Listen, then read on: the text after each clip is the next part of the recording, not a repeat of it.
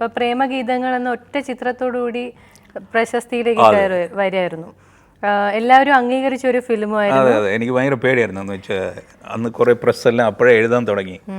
ഞാൻ വായിച്ചിട്ടുണ്ട്. ലൈക്ക് ഒരു ഇംഗ്ലീഷ് പ്രസ്സിൽ തന്നെ എഴുതിയിരുന്നത് this will be a swan song എന്ന് വെച്ചാൽ മിക്കവാറും പോക്കാണെന്ന് വെച്ചാൽ ഇത്രയും വലിയ ആളുടെ മകൻ ഇത് നടക്കില്ല, ഇത് വെളിയിൽ വരുമ്പോൾ മിക്കവാറും പൊട്ടലായിരിക്കും എന്നെല്ലാം പറഞ്ഞ് ഓൾറെഡി അവർ പ്രഡിക്റ്റ് ചെയ്യാൻ തുടങ്ങി.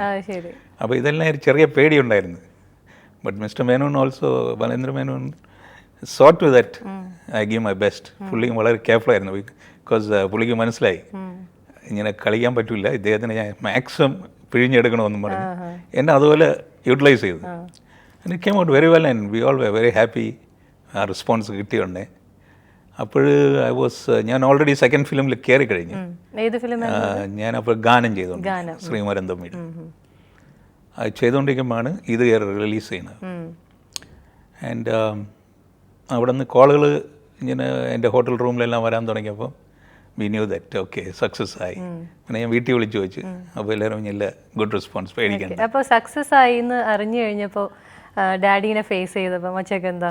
ഒത്തിരി ഭയങ്കര നെഞ്ച് വിരിച്ചു തന്നെ ഒരു ചെറിയ അഹങ്കാരത്തോടെ തന്നെ. എന്താ മാമയുടെ ഒരു എക്സ്പ്രഷൻ?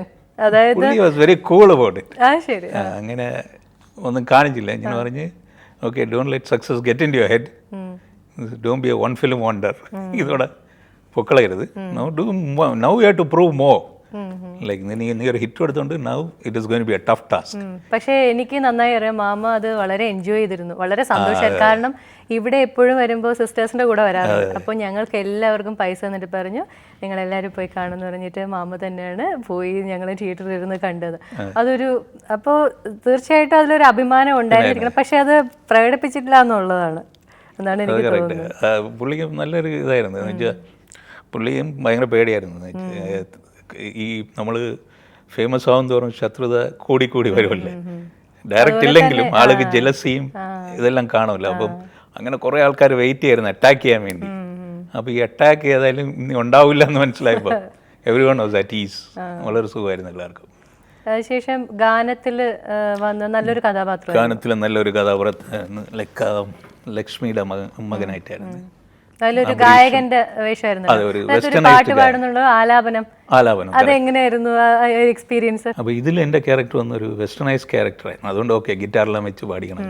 പക്ഷെ അത് കഴിഞ്ഞിട്ട് he has to become a classical singer. ഫാദറിൻ്റെ ഏറ്റെടുക്കണമെന്നാണ്. അംബരീഷ് ആയിരുന്നു എൻ്റെ ഫാദർ. അപ്പോൾ ഇറ്റ് വാസ് ലിറ്റിൽ ടഫ്. എന്നാലും അതിവിടെ mister Srimaran Thampi help me a lot.